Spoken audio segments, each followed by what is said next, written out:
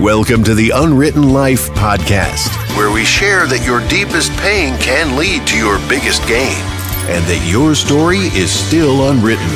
Now introducing your host, Tim Sawhook. Welcome to the show today, everybody. I'm so excited to have you back for another episode of the Unwritten Life Podcast.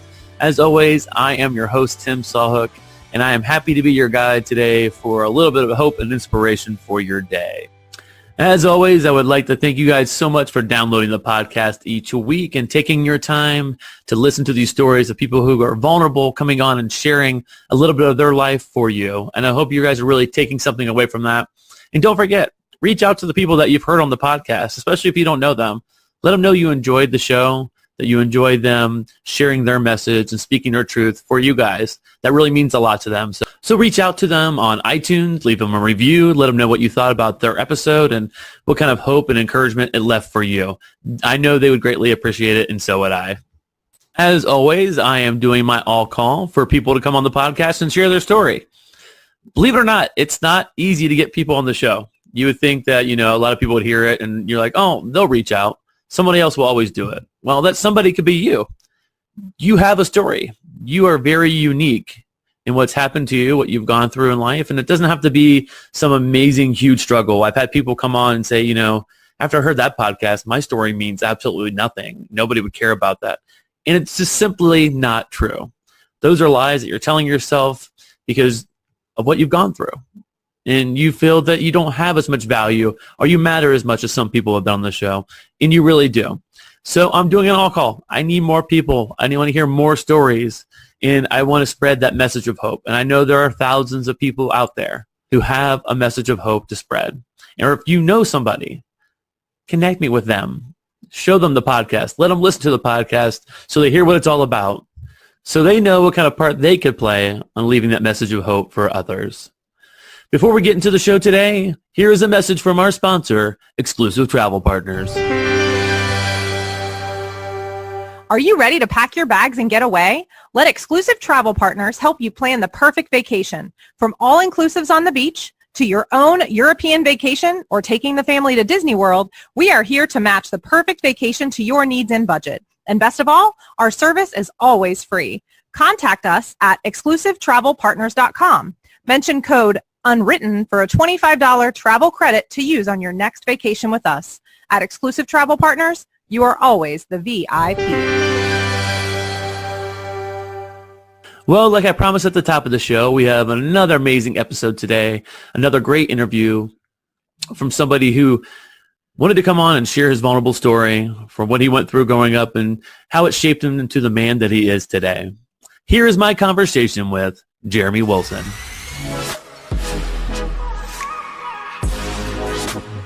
Well, I'd like to welcome Jeremy to the show today. Jeremy, how are you doing in good old California? I am great, thank you. We have officially started fall, but California always has one last hot week right around when fall officially begins. So we're getting some hot weather, and then the actual fall will begin shortly. What does actually fall in California look like? Well, it depends on where you live. If you're in Southern California by the beach, it looks like every other part of the year. And then up here in Sacramento and the foothills and in Northern California, you get a season. You get cooler weather. You get leaves. So, yeah, we're not all on the beach as much as people think. That's what we all do.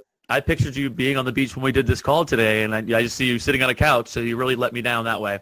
Yeah, no surfing here. No surfing here. Just internet surfing. That's one way to do it. Well, thanks again for joining me today to share your story after talking to you today, and we'll share your connection with somebody else on the show a little bit later on, but I really hope, and I know your story is going to impact some people, so thank you very much for being on. No, it's my pleasure. Well, like I do with everybody at the beginning of the show, I just say, before we get, into the meat of your story and take a deep dive, tell me what it was like maybe growing up before everything started to evolve for you. Yeah, I am very fortunate when it comes to the life and the family and the childhood that I have had and still have. My parents are two of the most amazing individuals that you'll ever meet. They are miracle workers, I always tell people, because they were teachers when my brother, my sister, and I were growing up, and So they would teach all day, they would coach, they were very involved on their campuses, and then they'd come home and they were coaching us. We always had one of them at every one of our events, which there's three siblings. I have a sister and a brother, three of us in 4 years. So how they conquered all of that, I don't know, especially because we all played basketball. And, they were always there for us and supportive, and still today are very much tuned into what we need and helping us and supporting us. And so I always tell people that we had the Disney Channel childhood. We had All right. grandparents were involved, aunts, uncles, cousins. We grew up in a small town. The teachers knew us. Everybody knew who our parents were. My siblings and I, never went without. You can imagine that teachers, I think nationally, not just here in California, don't really make what they deserve. And right. we always had the new Nikes and the sports gears, and we were always going on trips and stuff. So how my parents did it to not only do what they did all day and then come home and pour all of that extra energy and love into us, let alone provide for us and support us in our interests and our passions. Again, that's why I say they're angels among us. Yeah. No, I agree with you. I'll take a couple of things back in your story. One, teachers are superheroes, and they not get paid nearly enough what they deserve. And then secondly, one of the things that you talked on about, you had three of you running around doing sports and stuff like that, and they were coaches to you. Now, I'm taking away not maybe even physical coaches, but maybe just coaching you through life. Is that what you mean as well? Absolutely. And still today, we're a very well-connected family. We're very close. And, my parents were there for us each step of the way. But they also coached us, as you said, in life. I mean, I remember in junior high, I wasn't happy with the playing time that I was getting in basketball. And I remember going home and telling my parents, like, I'm frustrated. I'm not playing. And they said, have you talked to coach? I said, no. So they said, you need to talk to coach. So, being a child, a junior higher, and me at times having more stubborn than most, I, went through that conversation with them a few more times. I kept saying, talk to coach. And so you talk to coach, you don't know why. So I talked to coach finally, and then he tells me, you need to work on your free throws and your left-hand dribble. So I complain again. I'm not getting playing time. My parents said, okay, well, have you talked to coach? I said, yeah. And they said, what did he say? And I tell them. And they say, okay. So again, being stubborn, a few more, days go by. I'm still not playing in the tournament like I wanted. And my mom and dad at dinner one night were like, well, coach told you. And we have a basketball hoop in our driveway. Right. And when you're not at school and when you're not at basketball, you haven't been practicing. And it was just this, place in our home where we always, and still today, have their unconditional love and support. And they're also coaching us to be our best selves. Right. So, easily parents can blame the coach or blame the teacher or blame someone else. And my parents would, fiercely defend us and protect us, yet also teach us in that moment of, well, coach told you, if you want it, go for it. And we provided you the space. There's a hoop on the, in the, driveway, and there's outdoor lights. Like I could be out there till the sun comes up every day if I wanted. So they also, allowed us to learn early on some very important life lessons. Yeah, I like the one about them really saying, did you talk to coach? Because I think that's so important in today's atmosphere and cultures and companies. We're so quick to talk to our coworkers or friends and complain about the person or the issue. And really, the people that we're talking to cannot help us at all until we go to the person who can help us and talk about, I'm having this issue, I need this help. So I think that's amazing at a young age. They said, that's great. You can complain to us all day until you're blue in the face, but you need to talk to the person who can actually help you, provide you the feedback that you need. So I think that's a great little lesson right from the beginning.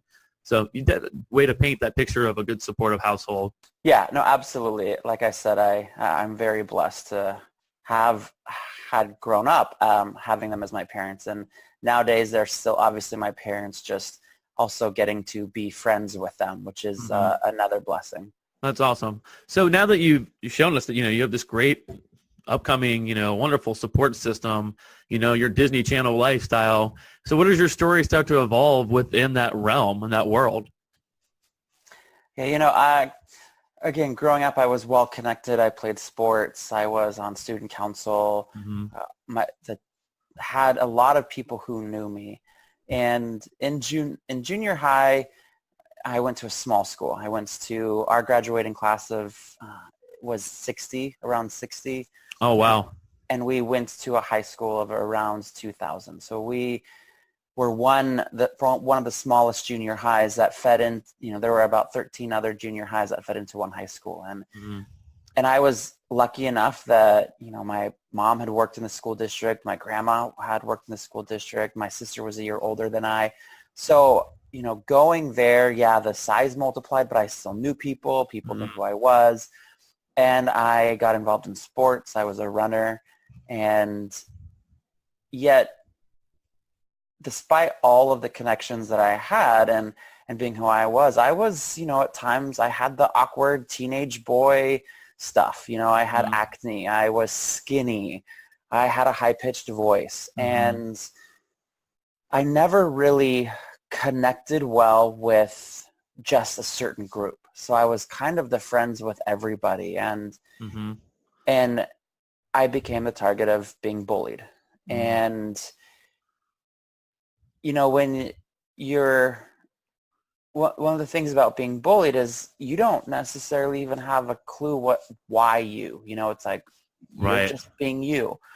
And, now we know that most bullies are hurting themselves, and they've been bullied or they've been physically or emotionally abused as well. And so they are displaying behaviors that have been displayed for them and at them. So, but you're a high school student and you don't know. And, some of the bullying that I experienced was from members of my own team. I was their captain. I was a team captain. I was on student council. And, my senior year of high school, out of, our graduating class, around 500 people, I was voted homecoming king. So, it's not, again, like I wasn't known, I wasn't connected, but I was still being bullied. Right. And it started to get to me of that there must be something wrong, because why else would you bully? Why else would you intentionally be unkind?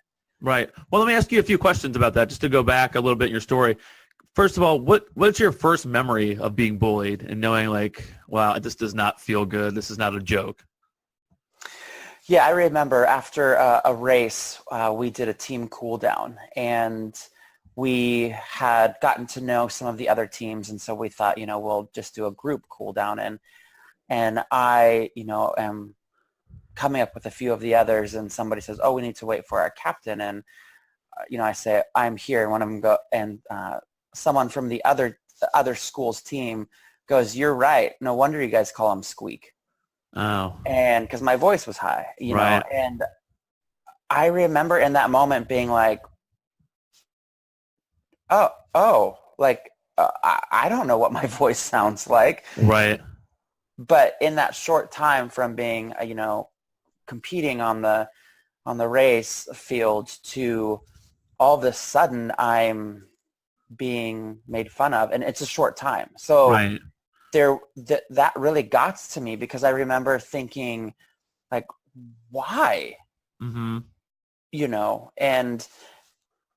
there must be something so wrong with me that in a short time they would tell the other team. Right. So you're thinking, yeah, I mean, this short period of time, not only are they talking about amongst themselves, they're literally telling the other team about things they do not like about you as the captain. You're coming up and hearing that. So that's got to be very disheartening and very isolating.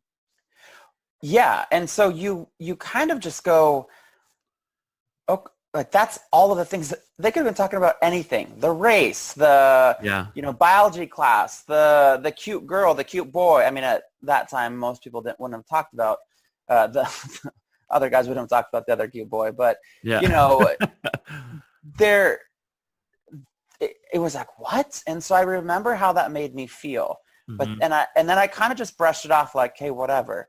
And then it started occurring more, where I was being made fun of not just my team, because that was the JV team, the freshmen and sophomores, but then also members from the varsity team. And it started to kind of spread, like I was that target. And I didn't understand it, but it started to really get to me of like, what's wrong with me? And I also had, not the worst acne, but I would say, enough that I was, going to my doctor and at the time trying some of the more severe, intense medications. And so then you're being made fun of, you're the scrawny guy, you get acne. I was always the friend, not the person who anyone wanted to date. So you start to kind of build this up in your head of like this is what my peers see of me, a reflection of me. And I remember that I started to take such hot showers, no matter what time of the year it was, even in the summer, because the mirror would fog up. And that way I didn't have to look at myself. And, I just started to really think that there must have been something wrong with me. I wasn't, fill in the blank enough. Right. Because why else would people make fun of me? I'm not the only kid who has acne. I'm not the only scrawny kid. I'm out there, one of our, the team's best runners. I'm their leader. I'm involved in our school giving back. I do good grades. I'm not out there causing any trouble. My parents, again, were always providing for us. I was wearing the nice clothes. I got to go back to school shopping. I had clothes on that I wanted to wear. I had money to buy lunch if I wanted to, or, do social things. Like, as a high schooler, you start to think like, what am I making, what about my life is so bad that you would make fun of me? And as I would look at that, I'm like, there's nothing wrong with me. And not that justifies bullying, but some people are bullied because of the clothes they wear, or the car they drive, or their family, or they're really mean, or they eat lunch alone. So as a high schooler, you kind of look from that frame and kind of go, oh, well, of course they're bullied because people are mean, people who are different. But I wasn't. I was the good athlete jock from a good family that was well known, that had the cool clothes. So it really searches your, understanding of why. And so then I was gonna say in high school, it's hard enough. In any type of school, it's hard enough, the social thing. And in high school, especially, you're getting ready to branch out as an adult and go to college and start a life. And you're really trying to identify who you are, especially in high school. And so I think, especially someone who is being bullied, now people are starting to tell you who you are, as opposed to what you think of yourself or what you know of yourself. And I want to ask you a little bit about the whole shower thing. When you were getting to the point where you're steaming up a shower because you didn't even want to see yourself, because now people are starting to tell you who you are, how they're making fun of you and bullying you. What did that do to you as far as your self-worth? To the point where you don't want to see yourself, how bad was it for you at that point? I remember my sophomore year in high school. I think it was my junior year. I remember just thinking like, wow, if I'm, this bad, according to the bullying and the peers. Right. I started to feel bad that my family was, that this was their brother, that this was their son. And I remember journaling and just talking about like, I wish I could just wake up and kind of start over. And not that I had thoughts of suicide, but more like, I just want to be done. Like if I'm this big embarrassment, I don't want people to remember me. But yet I love my family so much. It's like, I didn't want to run away. I didn't want to, I didn't want to not know them. And my sister, who's a year older than my sister Jen, was in my room and found the note. And again, it wasn't a suicide note. It wasn't contemplation of suicide. It was just me like journaling like this. I don't want to feel this way anymore. I don't want to be bullied. I don't want to wake up and have to go to this school again and be made fun of because my voice is high or because I'm skinny.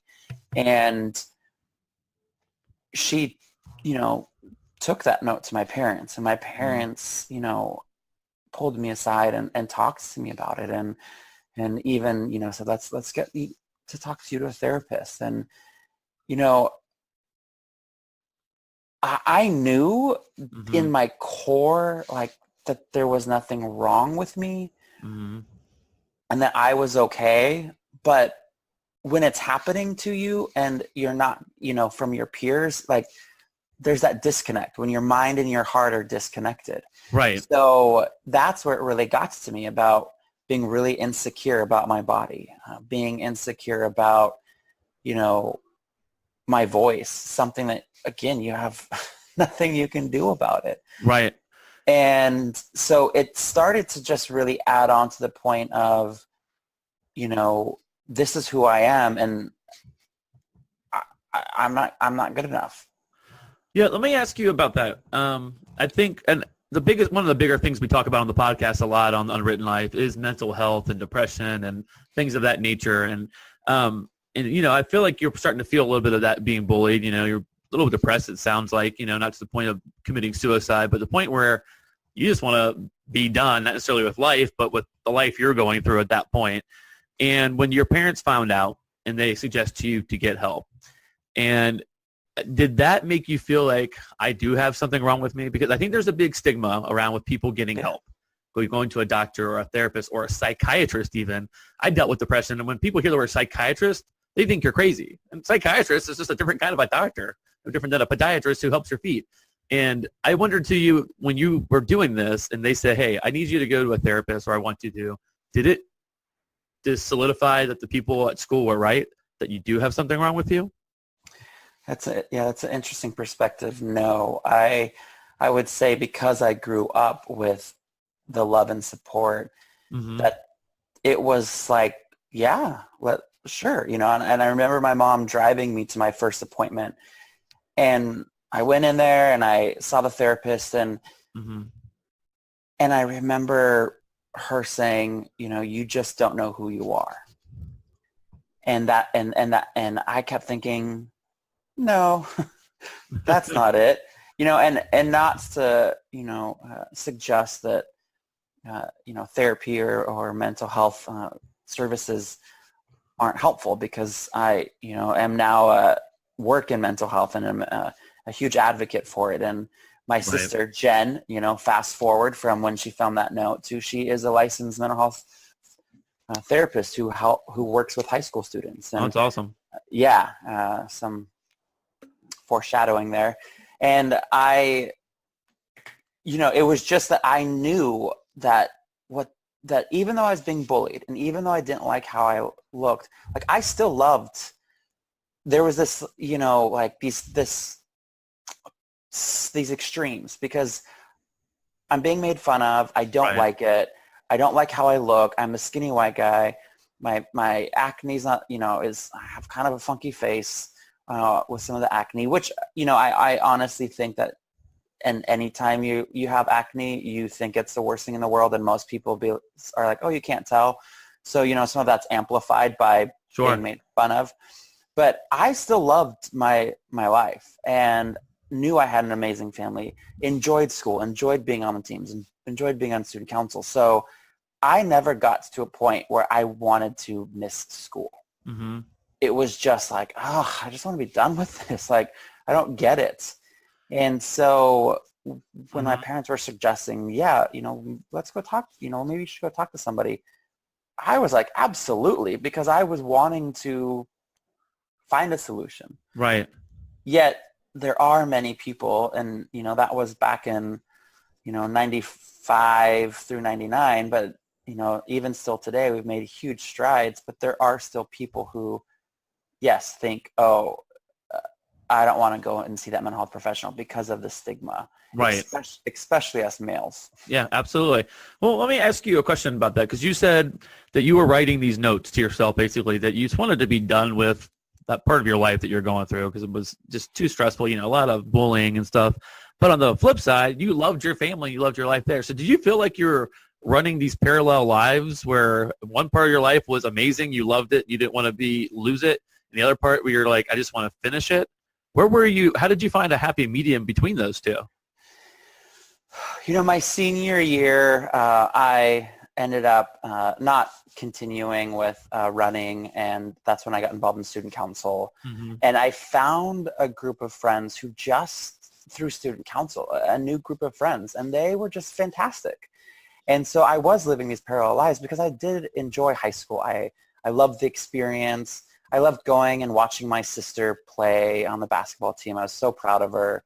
My senior year, my brother, she had graduated. My brother was a freshman, and I got to go watch him play football. And so for me, I was really, excited about, life. And so there was this parallel where I was like, I just want to be done with the bullying.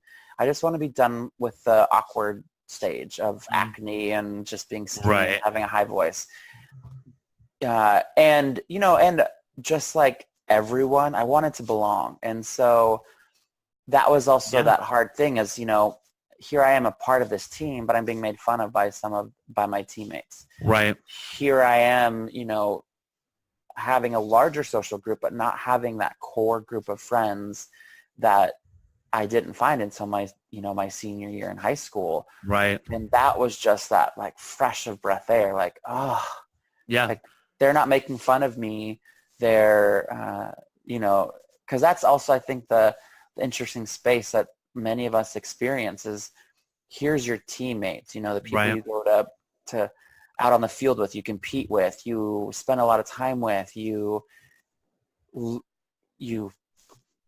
go to battle with. I mean, I hate to use that word battle, but, a lot of athletes will describe that of you go out there and you have the common goal and you're going to take down this opponent. And yet then they're the ones who are bullying you and making fun of you. Right. And so it's this place of like the parallel worlds of when we have our uniform on, all was well. But the minute that competition was up or over, they're back to making fun of you. Right. And what you really want is just acceptance, like you said. Everybody wants to belong, to be a team, a family, something. Let me ask you a question about being bullied, and tell me if you can relate to this type scenario. So I think anybody in any family or any relationship can relate to, like, you get up one morning and walk into a room and maybe you don't smile right away, and someone goes, well, someone woke up on the wrong side of the bed. And so they automatically put you like on the defensive immediately. So you're constantly like, well, then you get mad because you're on the defensive because someone said something to you. Is it like that same feeling being bullied? Because here you are, day one, you find out people are making fun of you. So you're constantly trying to play catch up. Like, hey, what did I do wrong? Why? And so you're constantly on the defensive and like having to prove. And then of course you say, well, no, that's not me. And then they're like, well, look at you. Now you're complaining because blah, blah, blah. Do you feel like that is a scenario type feeling to be on the defensive all the time? Absolutely. I do think that for some people, when you're being made fun of and you can't do anything right, you do get to a point where you have to let it out. And it's the example that's probably been used many times over of, you take a balloon and you blow air into it, and at a certain point that balloon can't hold all that air, and so it pops. Right. And so for individuals who, that air going into the balloon is all of that hurt and that hate and that being made fun of. Yeah. That balloon will pop. And for some, that means that they become a bully. They act out. They run away. They harm themselves. They start using substances or drinking or different vices for coping. And for some, it's that emotional pain. Their pop is, to the point where they die by suicide. And I never got to those places. I do know that I was, at home. My parents were really big on teaching us to be true to our emotions, to not run from them, to talk and to communicate, healthy communication.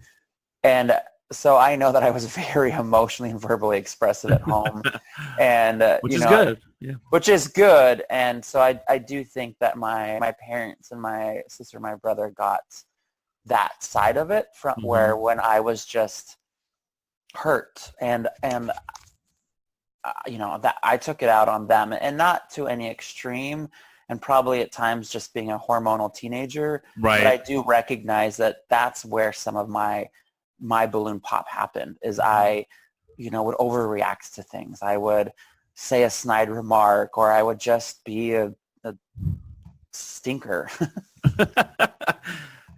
Stop using that harsh language, Jeremy. I know, right? We're going to get that explicit rating here, and I do not appreciate it. I don't want you to be booted off. No, that's no problem there. But let's talk about bullying just in general. I mean, it is even worse today in 2018 with cyberbullying, and bullying is no joke, and it does not discriminate against age, size, color of your skin, no matter what. I mean, and bullying is a life ender these days. People are taking their lives because of the severity of bullying. And there was a kid locally here who was 5 years old who hung himself because he was being bullied. I mean, could you imagine that much pain and stress on a 5-year-old where they thought they had no future or no hope, where they took their own life? It's just, it's so hard to comprehend.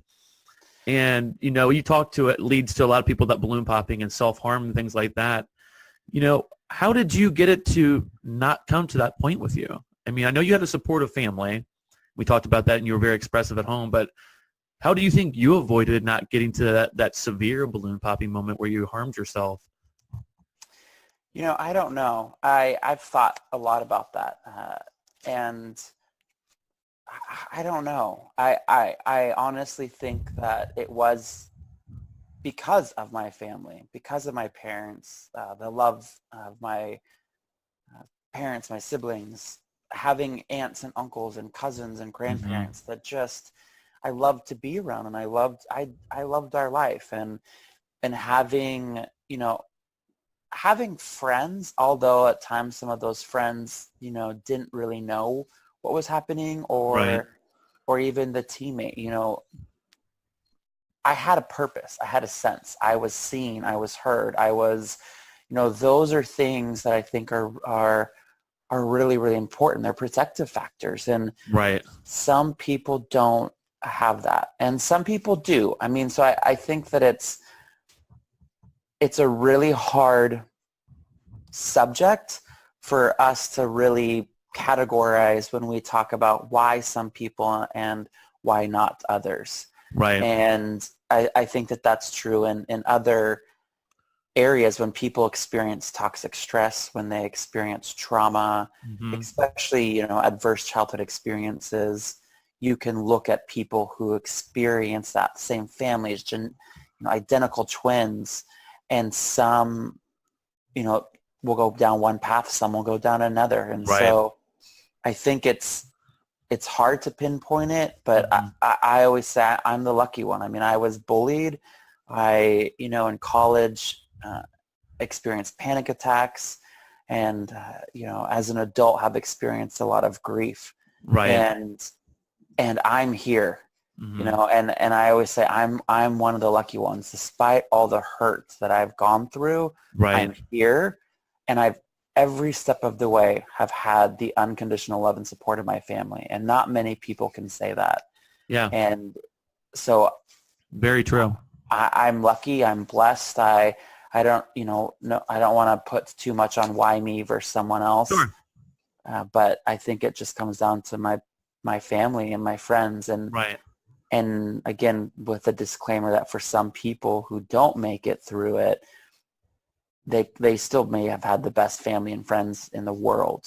Right. No, I agree with that. And I'm glad you said that. And the really reason I brought it up to asking about you, because this is your specific story. Yeah. And, and the purpose of the podcast is to offer hope and encouragement and show that your story is still unwritten and all those things.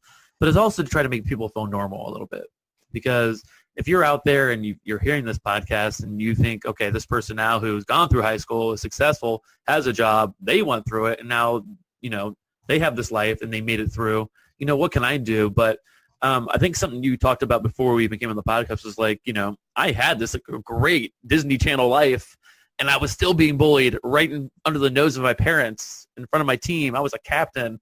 I was a prom king and all these different things. And still you were being bullied, and Mhm. talk about the people who were unseen and unheard on a daily basis. What it's like, what could be like that for them? What how do you feel about things like that, who people don't have those resources? Yeah, for those individuals, that's that it honestly, when I think about it, it's heartbreaking.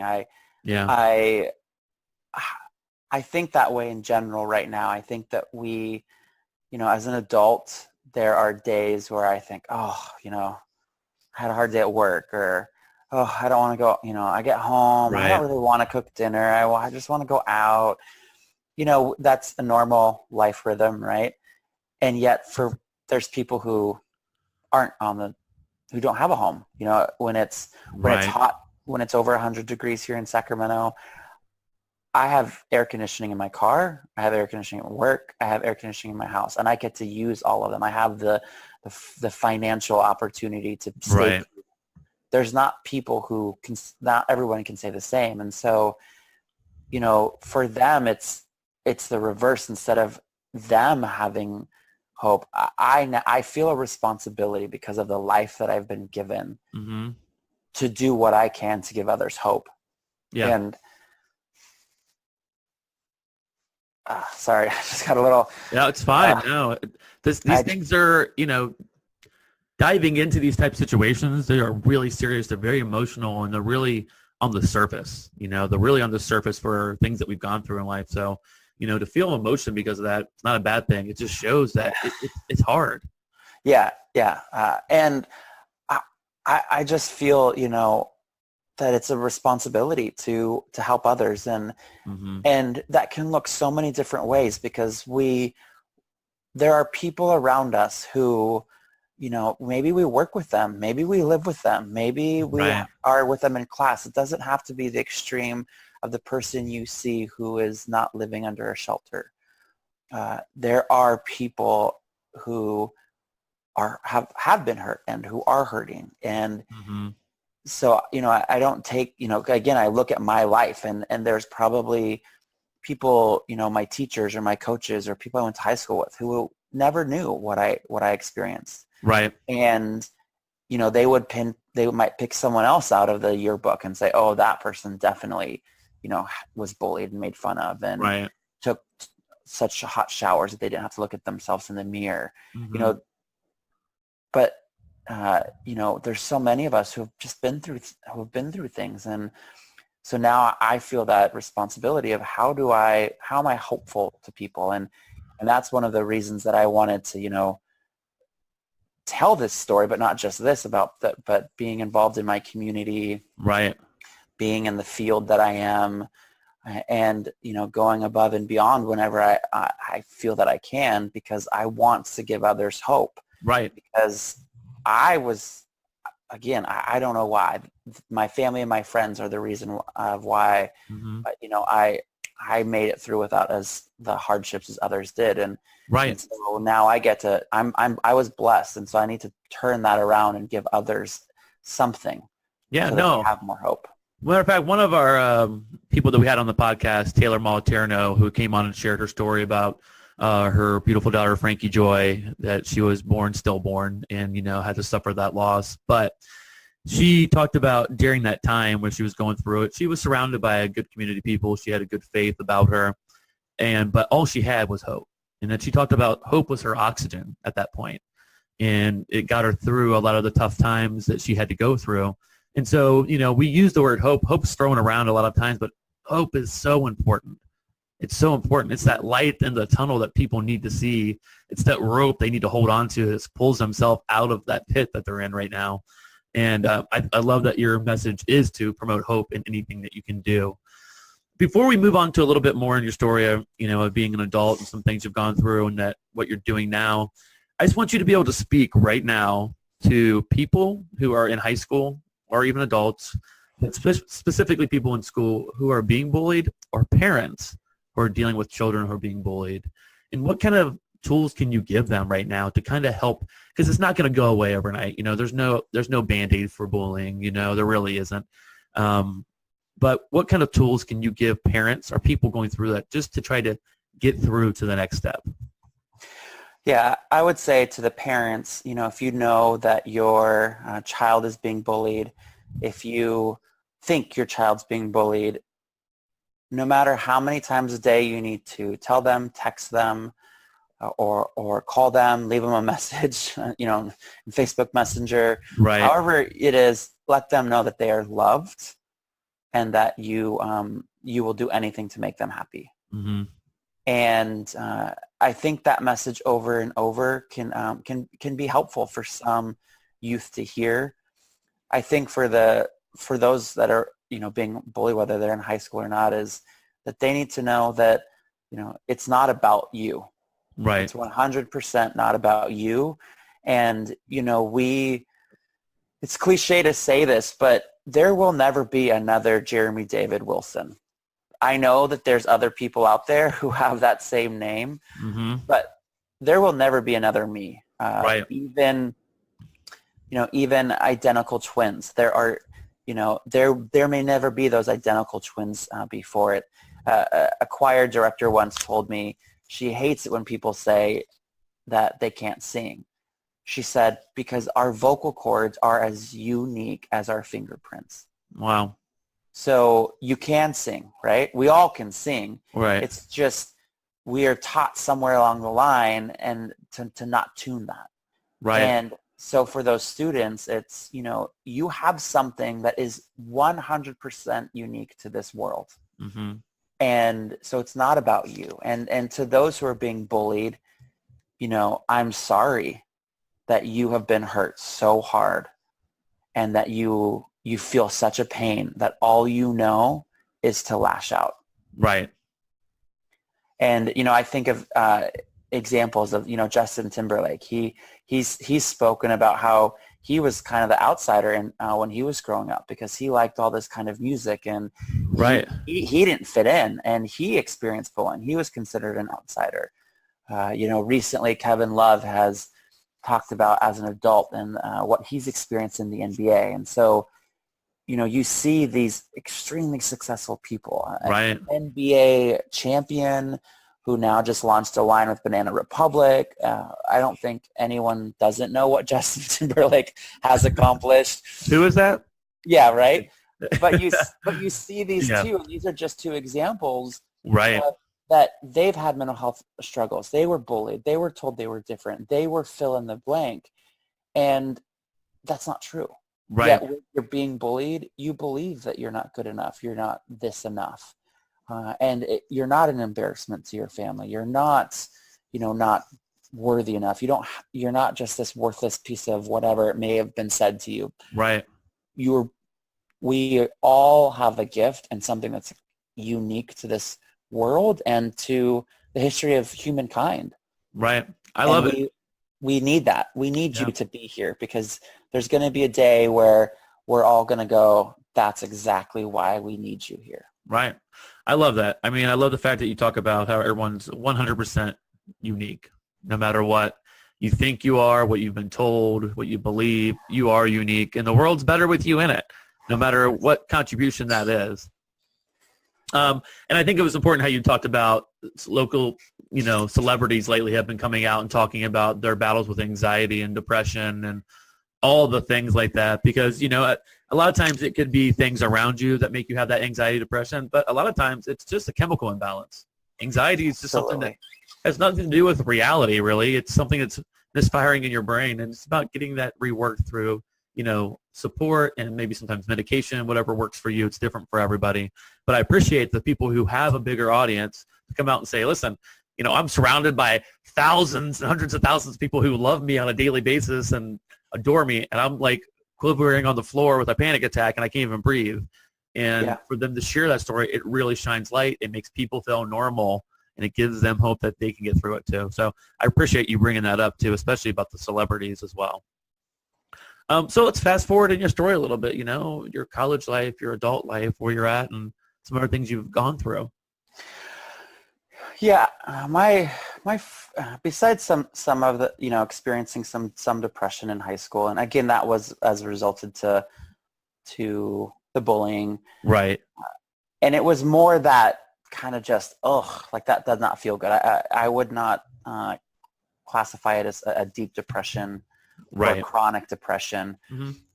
But for, me in college, it was in college was the first time I experienced a panic attack.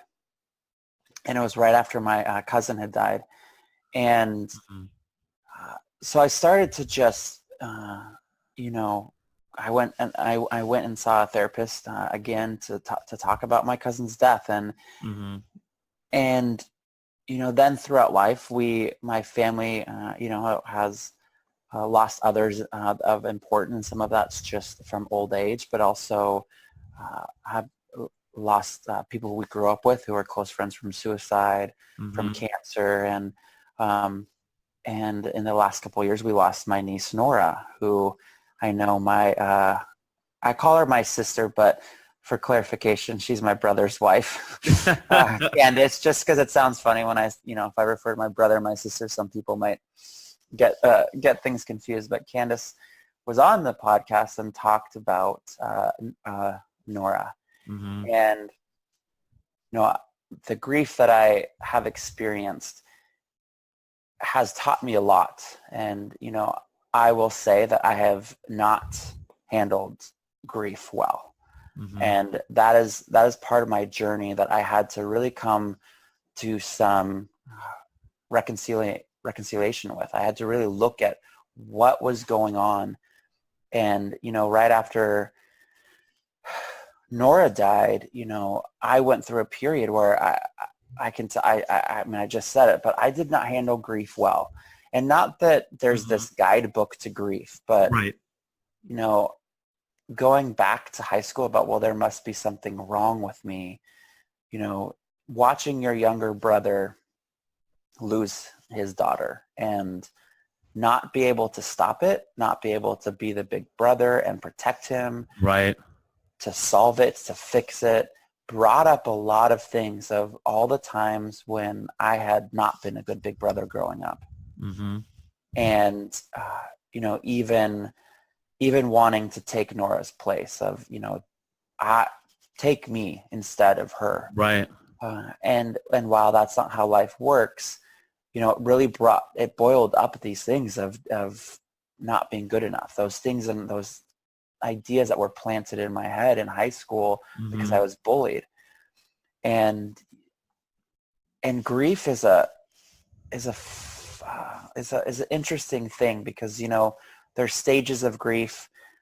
People, say, oh, time heals. And there's certain adages that we've used to try and help people. But what I've found is that grief never leaves us. Right. I saw online, and there was no author attributed to it, but this quote that said, grief is just joy that has nowhere to go. Mm. And, that's something that I've really learned. I mean, I didn't talk a lot to certain people about the grief that I was experiencing with Nora. Right. I felt guilty. I felt that guilty because I didn't know how to help my brother. Mhm. I didn't know how to help my parents. I didn't know how to help my sister. I didn't know how to help Candace. I didn't know how to help my sister's husband, James. There was this sense of like, well, what are you going to do? And why can't you fix this? And that was coming from no one but me. Right. And that's the thing where grief really got to me, is because I didn't know what to do. And I didn't know how to help. Mhm. And nobody does. I mean, when people experience the death of a parent that when they're, of old age, Right. it's hard. But there's something natural, that grief, it's a natural part of life. Sure, it really is. And yet when you lose a child or someone too early in life, they haven't lived out, all of their gray hairs, you experience this unnatural grief. Right. Because there's this stuff that doesn't make sense. And you search the why. You search the, you get jaded. I had friends who, after Nora, I had a friend's mom who was diagnosed with cancer, and she was in stage 4, and the doctor said, yeah, it's about 4 to 6 months. Right. That's all you have left. And she chose not to do chemo. She changed her diet, and cancer left. The doctors were stumped. The doctors did Oh, wow. multiple tests after, because they were like, this defies science. And they're celebrating, right? They're celebrating their mom. Their mom was healed. And Right. here I am thinking, then why not Nora? And even before that, the day Nora was born, the day after my aunt's funeral, she died from brain cancer. And so, we were actually the day after the funeral sitting around when we got the call that we were with a family and we got the call that, Nora was on her way before we knew she would be named Nora. And so here I am experiencing this where I'm like angry, I'm hurt. I think, what did I do that made it so Nora couldn't heal? Right. Which is completely ludicrous, by the way. Right. Absolutely. I didn't want to say that, but no, you're absolutely right. There's really, in reality, there's nothing you can do about any of these things. Right. And when it comes to losses like this, we talked about, it's a progression. No one wants to lose anybody, but when someone older passes away, you hear people say, well, they lived a great life. They lived a full life. And when you lose people to cancer, especially young babies or young children or whatever, all you see is question marks around you. Yes. Everything's a question mark. Why this? Why this? Why this? Why me? Why not them? And there is no reasoning for it. There's no reasoning for why God chooses to give life to some and take life from another. And there's no rhyme or reason to the suffering to it. But one person we did have on the podcast in the first season was Kendra Zaru. And she talked about the loss of her husband. And since then, she's become a certified grief coach. And one of the things she talks about grief, and anybody who's not heard that, go back and listen to her podcast. But she does lay out a wonderful progression of how to deal with grief. Like you said, there's no Band-Aid to it or any rhyme or reason to it. Well, but one of the biggest things that I took away from it is that she said you have to sit in the pain. Mm-hmm. People who are on the outside, they want you to get over it quick because they want to deal with the pain and feel better. People who are in the inside, they tell you to, get over it, don't worry, find somebody else, you move on. They want you to get rid of the pain. But in reality, the pain's not going anywhere. And she really suggests sit in that pain and just feel it. It's going to suck. It's going to feel really bad, but you'll get through it. But you have to address it and really sit in it. And it was beautiful the way she talks about it. So please, anybody, go back, listen to Kendra Zaru. But I wanted to talk about that part of the grief. That really hit me and kind of helped me through someone that I lost around the same time that podcast came out, who lost from pancreatic cancer. And I had a lot of question marks myself about that. And it kind of gave me a way to think about sitting in the pain and dealing with it. So I just wanted to bring that up as you were speaking about that portion of the pain and the questioning of things. Yeah, and I completely agree. I think that, I think that's rooted from us, especially, I want to say more here in the Western hemisphere, is we don't sit with people in their suffering enough. No. Because it's discomfort. It's not fun. It's hard. It's awkward. Yeah. It hurts you to see someone suffering. Mm-hmm. And so we jump to, like you said, people are honestly trying to be helpful. I believe that people want to say, well, time will heal, or oh yeah, like just get out of your house, and right. Sometimes that push, that help is appreciated. Yet there is something about why we are so quick to not just realize, hey, maybe this person just needs me to sit with them, right? Just sit in their suffering with them, and I do think that that's not just in grief, but kind of where we are. And I don't want to go on a social soapbox, but I do see that we want that magic pill. We want that instant gratification. We are polarized as a society. We're so quick to jump to the solution or why my perspective, my belief is right. Mm-hmm. We don't sit in that discomfort place. We don't sit and go, tell me why that's hard for you. Tell me why that's hurtful. Even if it challenges our beliefs or it calls into question our faith system. Mm-hmm. Sitting with someone and hearing what they say. I just got done with Brene Brown's Braving the Wilderness. Mm-hmm. And she talks about how hard people are to hate up close. Right.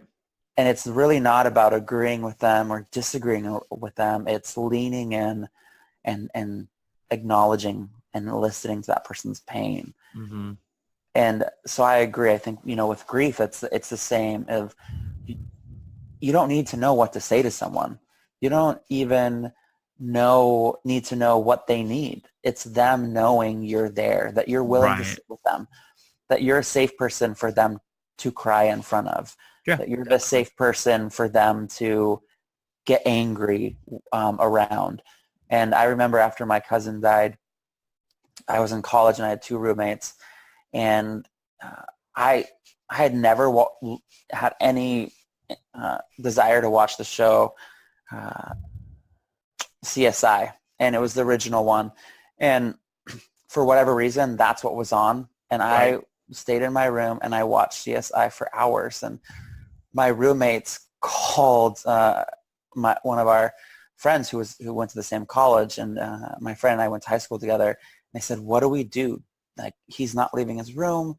He's just watching TV. It's been like 4 or 5 hours." And she said, "Go to In-N-Out, get him a cheeseburger and fries, bring it to him." And they're like, "But we don't even know if he'll eat." We've asked him. He said no. And she said, "He'll eat. Just let him be there. Just let him be." Right. And my friend had lost a sister. And so, it was that idea of her acknowledging, like, there is no magic pill. There is no quick fix when somebody is grieving. Just, like, bring him food. He's going to need to eat sooner or later. Just let him be there. When he's ready, he will tell you what he needs or what he doesn't need. Right. Yeah, I mean, I love that. It's basically just being there, and eventually they'll kind of show you what they need, but someone's got to be there to provide that for them, that support or the food or a hug or whatever. Right. So learning how you dealt with your grief and evolved, how does that lead you to where you're kind of at what you're doing today in your job and your everyday life? Yeah, I have been working in the public mental health system for over 13 years now. And, it was really interesting because I remember there was a point in time where I thought, wow, after losing Nora, experiencing the grief I did, I don't have stigma about going to get services, going to see a therapist. I cry when I pick out cards in the store. I'm a crier. People know this about me. I have family and friends I can talk to anything about. I communicate my emotions. I, tell people how much I appreciate them. And when I need someone, there to support me. I had all of that, and it was still a really hard experience. And I still didn't handle my grief well. Right. And so it made me just have that aha of all of those people who experience trauma, losing someone, and they don't have all of that. Right. They can still, heal and get the help that they need. But imagine being in that place where you don't even know who to call. You don't even know where to start, who's going to be there for you, what's to do. Right. And it really reaffirmed, my profession and my dedication to being out there. And I'm not in the clinical setting. I, do project development and management and public affairs. And so for me, it's more, behind the scenes. But it reminded me of why mental health and behavioral health and the work that I do is so important, because I had every support system I needed and I still didn't handle it well and turned to some unhealthy coping mechanisms. And so for me, it goes back to, again, being bullied. Right. I had all the supports. I had everything I needed, and I still got bullied. I Right. still had those depressive thoughts. I still didn't, I had body images that would follow me throughout most of my adult life, and still today bubble up in my head when I'm Sure. getting depressed some days. And,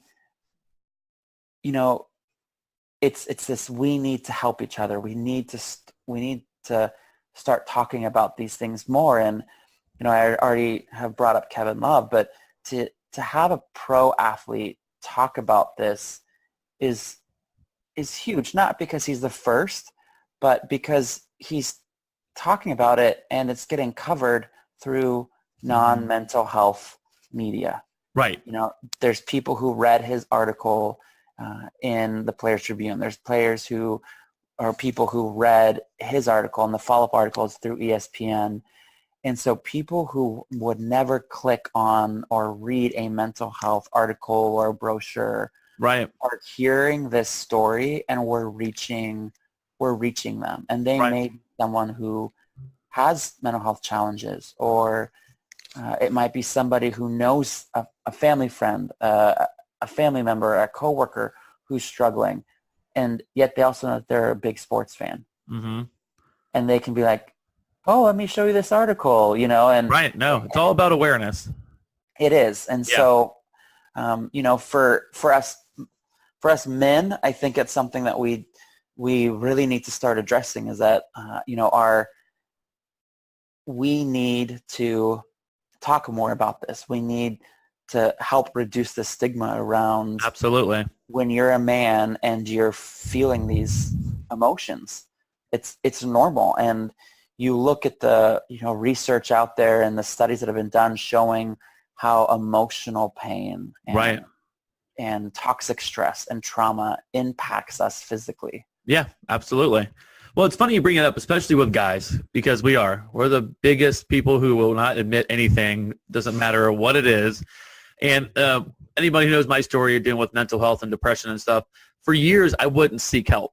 And I love my dad to death. He's one of my best friends and stuff. But he was always somebody growing up who always talked about everybody just looks for a quick fix. Everyone just wants a pill to fix everything. So I figured if you took a pill, that you were just taking the easy way out, that, pills aren't for anybody. So I didn't go to the doctor forever because of that in my head. Now, my dad was a great supporter. I had kind of a great upbringing like you as well. He was always there for me, but it was something that he believed in. Like, if you take a pill, then you're just, you're not praying about it. You're taking the easy way out. Not everyone needs a pill, blah, blah, blah. So I ran for it for years, and I wish I would have got help earlier, because not everyone needs medicine. But for me, it's been my miracle drug. The medicine I take works for me. It's been, like I said, it saved me. And I wish I would have just not thought about the stigma of what anybody else thought and just got the help that I needed. Like you said, you're a crier. I barely cry. But even though it's funny, even though you could have the support of the people who love you the most. I mean, I'm literally sitting in a recliner next to my wife every night. We're watching TV. We were watching a show not too long ago, and it was two people who have Down syndrome. They got married. I forget the name of the show. I love it, on A&E. Born This Way. Anyhow, and they were doing this. It was the most beautiful thing, and I'm like sobbing, but I'm holding it in, even though I'm sitting next to my wife, who knows every dark, dirty secret about me. See me cry, see me in the psychiatric hospital, everything. But I'm holding back crying next to her, like in the safest place I could possibly be, still as the guy holding it back. So to your point, yes, us guys, and not, I say women don't hold it in. Maybe they do. Some do. Most don't. But it's okay. It's okay to get the help. It's okay to say that you're not feeling this way, or you're feeling weird, or any of those things, to get that help. And I appreciate you bringing that up, because it is so true today and forever with men. We just need to let it go, right? Yeah, and it's, my favorite phrase as of late is, it's okay to not be okay. Yes, I love that. And it just speaks to, we're all humans. And one thing that we not just men, but society, is we compare our situation to others. So we go, well, I should be happier because I still have all of these things. I have a job, I have money, I have friends, I have a family. And I do think that there is a level of being grateful that, not a level, but this approach of we should be grateful. We should focus on what we're blessed on. Yeah. But not to the extreme where we downplay our emotions, because that's going back to the balloon, that you're putting that into your own balloon instead of saying, I just don't, I'm sad about this, or I'm depressed about this, or I'm stressed about this, or, I had a panic attack recently and someone said, what was going on? And I said, nothing. I was on the couch watching a show on Netflix that always makes me laugh. And full disclosure, it's Golden Girls. And thanks for being a friend. Yep, exactly. And I got a panic attack. And but my friend, who out of an effort to help, was like, well, what was going on and what was going through your head? And it was like, nothing. Right. And in that situation, acknowledging it happened. And so I do think that we're quick to downplay or what we're going through, or associate there has to be a cause, instead of saying, this is just how I'm feeling. Right. And it is what it is. Yeah, no, absolutely. I mean, we've talked about a lot of amazing stuff today, and Jeremy, you're sharing so much of, intimate things about your life and vulnerable things that people are going through, and especially parents who listen who have kids, especially the bullying portion of it is huge right now, so big, and I'm so glad you brought that up. But as we wrap things up today, it's the last thing I ask everybody. So I'm asking you, and I know this is a big part of your mission statement in life, is what bit of hope and encouragement can you offer to people who are just up in it right now, either the bullying, the depression, the grief, any of that, just an underlying message of hope that you could offer to people today? Yeah, I was actually this morning listening to Candace's podcast because I promised you that I would. Yes. I put it off for obvious reasons. And, she talked about the chaplain and that last day that we were with Nora, and the chaplain telling her, you need to tell this story as much as you can. Yes. And she was not really sure what that meant at the time. And then Candace's quote of that the healing happens when you tell the story. Yes. And I think of what Kevin Love is doing right now and how many people will heal because he's telling his story. That when you acknowledge, like, yeah, I was bullied in high school. There's someone out there right now who that story is going to give them hope. A family friend's mom once said, when you're in high school, it feels like it's the only thing. It's the most important thing. It's the only thing. Yet then when you're out of it, you realize it's only 4 years. Right. And not to downplay, if you're being bullied, how much 4 years can feel like. Right. But to tell other people your story, to be vulnerable, to talk about how you're feeling, that's where we heal. And that's where, not just from the mental health challenges we're going through or the body image things that we're going through, but I do think it's the opportunity for us as people and as a community to start healing, to tell our story, why that's hard for us, where we found hope, who helped us, what was helpful. Right. And sometimes it's like you said, it's people going to get treatment, and sometimes it's having that helpful friend there. Sometimes it's, picking up and moving and going to a new city. I mean, who knows what it may be. And I think about that, that was, another part of when I was, after Nora's death, I was struggling with, coming out, and it was a really hard thing for me. And my mom finally just said, after everything we've been through, who cares? Right. Because what really matters is that you're here and you're happy and you're healthy. Right. And again, being one of the fortunate, not every parent says that to their loved one. That's true. Or any family member or friend. But for me, it was like, I lost friends. I lost some connection with some family members because of speaking my truth. Yet the healing that has come to me to say this, I'm no different. I'm the same person. Has been huge, Right. Some of the things that I experienced, I don't hold on to anymore. have emotional eating anymore. I don't try and earn people's love by buying gifts or, paying for dinner all the time. I mean, things that were unhealthy financial behaviors for me, but also just, not working 12-hour work days because I got affirmation from work, and at least that way people liked me. Right. There was so much healing that came out when I told my story. And there's been healing when I've had a friend recently whose mom died of cancer, and I was able to say to him, when you're ready, I'm here to talk. And I told him how I didn't handle grief well. Right. I said, I don't want you to go down that path, and I will be vulnerable with you. I will tell you everything. I'm not going to hide it. I'm not proud of it, but I'm not going to be ashamed, because if I can help you not go down that path, that's where that healing is happening, because I'm telling you this. Absolutely. I love it. I love how you wrap that up, and you really just kind of reaffirm what this whole podcast is all about. There is power in telling your story. I talk about it before the podcast, talk about it at the end. Come on and share your story. Is it easy? No. Is it easy to be vulnerable and know that people are going to hear things about your life and you're like, oh crap. It's a little scary. But if your story can help one person, oh my gosh, that is a life then changed forever, because you shared your story, you shared your truth. And I can't thank you enough, Jeremy, for coming on and sharing all your truths today and your story. Amazingly done. I really appreciate it so much. So here's the thing I ask also. If anybody wants to connect with you, Jeremy, and hear more about your story or hear about resources and things like that, where can they connect with you at? Yeah, they're more than welcome to find me on Facebook, Jeremy David Wilson.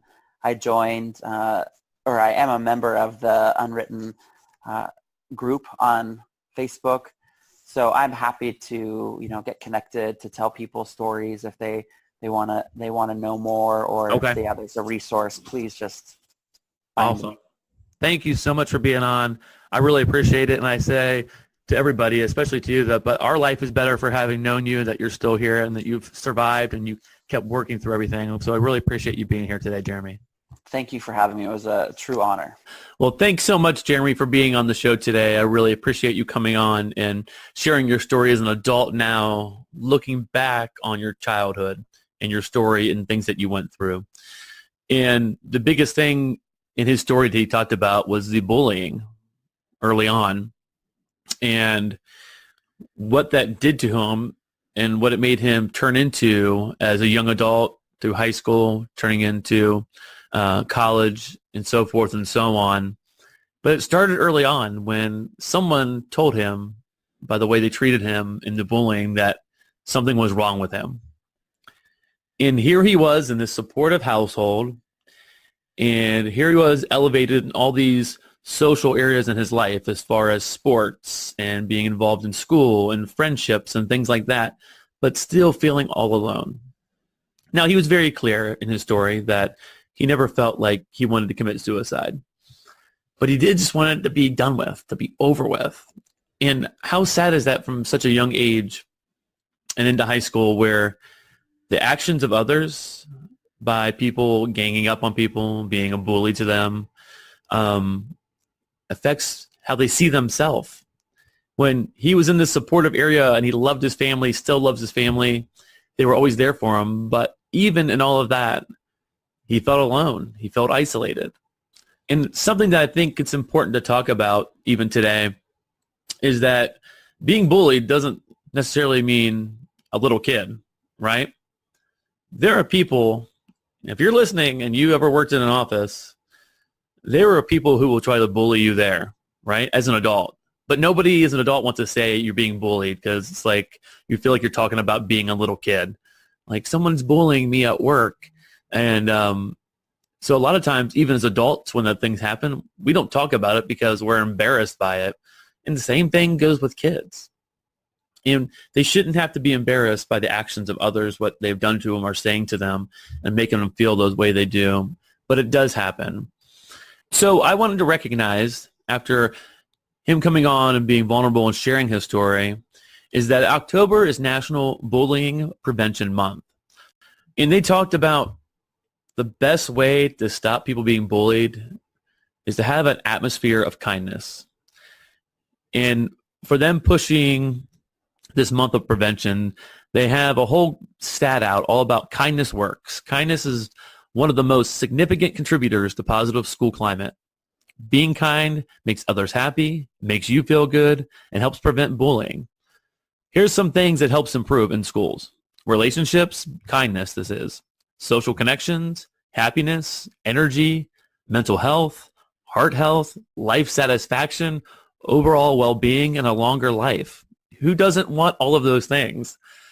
Well, here's what it decreases. Stress, anxiety, aggression, depression, and socially being disconnected. And lastly, they say, these are the interesting facts about kindness. Kindness is contagious.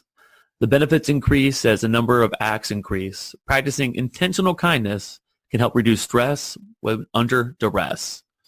So I think all of these things are important, not just because people are being bullied, but how about if we practice kindness in everyday life? What would that look like? It's kind of hard to understand, right? Because we see so many people being so cruel to each other, kids in schools, adults to each other, people on social media. That's a hot mess all on its own. And it leads to cyberbullying. And like I talked about in the podcast, a lot of the consequences of people being bullied is suicide. People ending their life because they have been told they are one way or another by the way that people treat them, how they talk about them, and how they work in their community against them. And if we can talk about this on the podcast today, to show kindness, share kindness, and step in and help the people who are being bullied and let them know that they are not the ones with the problem, that there is nothing wrong with them. So I wanted to thank Jeremy for sharing that part of his life as well. And he also talked about his struggle with mental health and dealing with grief and all the different losses that he had. And like I said in his story, he was very clear that his struggles weren't leading to suicide. But he did run that parallel life with, I'm happy, I'm with my family, I love my support, I love my siblings, but I also just want to get through this. And he talked about the people in high school, how they feel like it's their whole life, and it's really only 4 years of your life.